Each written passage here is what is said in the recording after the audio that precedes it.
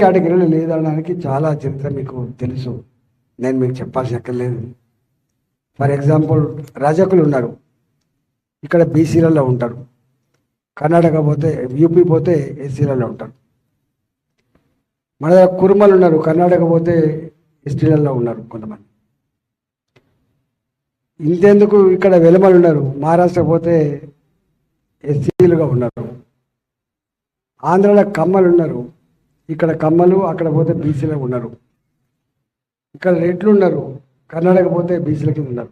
అంటే అందుకనే దేశవ్యాప్తంగా అనేక ఉద్యమాలు జరుగుతున్నాయి. మేము ఎస్సీలలో ఉన్నాం, మమ్మల్ని ఎస్సీ కేటగిరీలో చేర్చమని చెప్పి, మేము బీసీలలో ఉన్నాం, మమ్మల్ని అందరూ బీసీలో చేర్చమని చెప్పి అనేక ఉద్యమాలు జరుగుతున్న విషయం మీకు తెలుసు.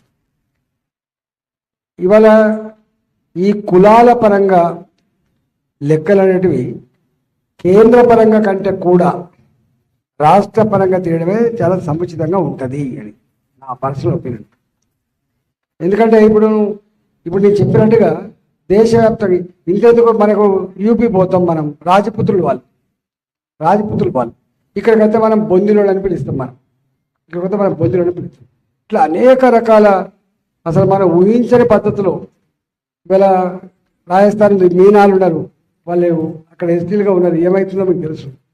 అంటే ఇట్లా అనేక రకాల వైవిధ్యాలతో కూడిన పద్ధతులు ఉన్నాయి.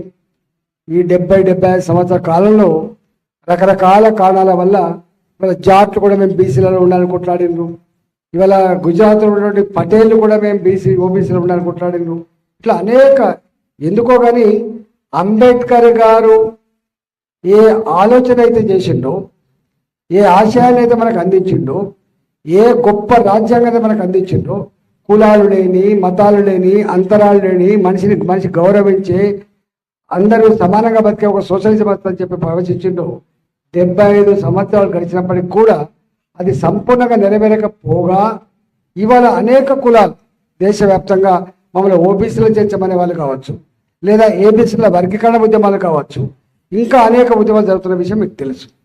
అందువల్ల కేంద్రం కూడా ఏమంటా ఉంది, మీరు మీ రాష్ట్రంలో తమిళనాడులో వాళ్ళ రాష్ట్ర పరంగా లెక్కలన్నీ కూడా తీసుకొని మా రాష్ట్ర కాంపోజిషన్ ఇది ఉంది కాబట్టి మేము ఇది చేయాలనుకుంటామని చెప్పి వాళ్ళు జబర్దస్త్ చేసుకున్నారు. ఇలా రాష్ట్రాలకు ఈ విషయంలో ఎంత స్వతంత్ర ప్రతిపత్తి ఉందని పక్కకు పెడితే మన కళ్ళ ముందు మాత్రం ఇలా మనం చూస్తూ ఉన్నాం. వేరే రాష్ట్రాలు కూడా 50% దాటి రిజర్వేషన్ ఇచ్చే సందర్భం కూడా ఉన్నాయి. కాబట్టి నేను అంటున్నా, ఇవాళ ఇప్పటికే ప్రభుత్వ పరంగా ఉన్నటువంటి ఎంప్లాయ్మెంట్ జనరేషన్ అంతా కూడా జస్ట్ 2%, 1.5% పడిపోయింది. ఇవాళ ఎంప్లాయ్మెంట్ జనరేషన్ అనేది మనం చూస్తూ ఉన్నాం. ఎక్కడ ఈవెన్ తెలంగాణ గడ్డ మీద మన భూమి ఇచ్చి, మన నీళ్ళు ఇచ్చి, మన కరెంట్ ఇచ్చి, మనం ట్యాక్స్ ఎగ్జామ్స్ ఇచ్చినప్పటికి కూడా అందులో పనిచేసిన ఉద్యోగులు తెలంగాణ వాళ్ళు లేరు. ఎవరు పనిచేస్తే తెలంగాణ అంటే కప్పులు అందించే కాడ, ప్లేట్లు కడిగే కాడ, లిఫ్ట్ బాయ్ల కాడ, డ్రైవర్ల కాడ ఇక్కడే మన వాళ్ళు ఉంటారు తప్ప వైట్ కాలర్ ఉద్యోగాలను కూడా ఎవరిని పెడుతున్నా మనం చూస్తా ఉన్నాం. నేను స్వయంగా రాజశేఖర గారు ముఖ్యమంత్రి గారు ఉన్నప్పుడు గతంలో ఐటీ కంపెనీలకు ఇచ్చిన జాగలు అవి కంపెనీలు పెట్టలేదని, ఉద్యోగాలు రాలేదని చెప్పి ఒక కంప్లైంట్ వస్తే వారు ఒక కమిటీ వేసిండ్రు అసెంబ్లీలో.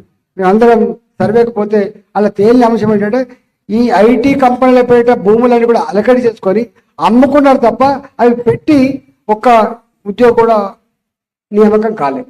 5 లక్షల మంది ఎన్ని సంవత్సరాలుగా వాళ్ళు కళ్ళల్లో వత్తులేసుకొని చదివిండ్రో మనం చూసినాం. కాబట్టి ఇవాళ ఏది ఏమైనప్పటికీ కూడా అంతరాలు పెరిగిపోతున్నాయి. కాబట్టి సమాజంలో కులాల పరంగా రాష్ట్రాలలో మాత్రమే లెక్కలు ఉండాలి తప్ప దేశవ్యాప్తంగా యూనిఫామ్గా ఉండేటువంటి ఆస్కారం లేదు. కాబట్టి జరగాల్సిందే ఇవి తప్పకుండా వాళ్ళకు ప్రభుత్వ పరంగా ఏ వెసులుబాటు, ఏ సాయం చేసుకుని అవన్నీ చేయాల్సిందని చెప్పి నేను మనవి చేస్తా ఉన్నా. ఇలా చాలా నిన్ననే అడ్వకేట్లతో ఒక మీటింగ్ జరిగితే పోయినలేదు. ఇప్పటి వరకు సుప్రీంకోర్టులో కానీ హైకోర్టులో కానీ ఈ రిజర్వేషన్ లేదు. ఐఏఎస్ ఆఫీసర్లో ఉన్నది.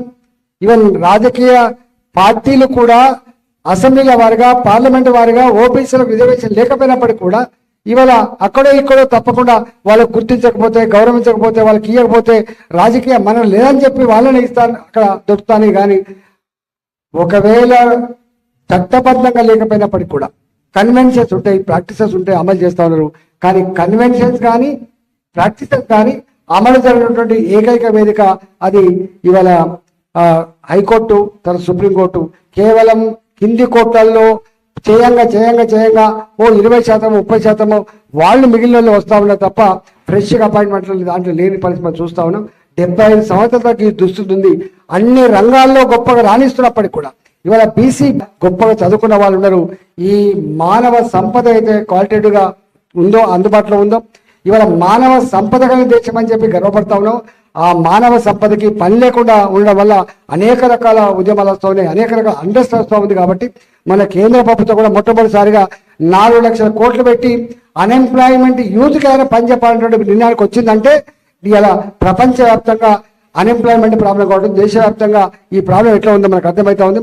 ఇవాళ మధు యాస్కి గారికి బాగా తెలుసు, అమెరికా లాంటి అగ్రదేశం కూడా మా దగ్గరికి ఎవరు రావద్దని చెప్పి బోర్డులు పెట్టే పరిస్థితి వచ్చిందంటే మనకు అర్థం కావాలి.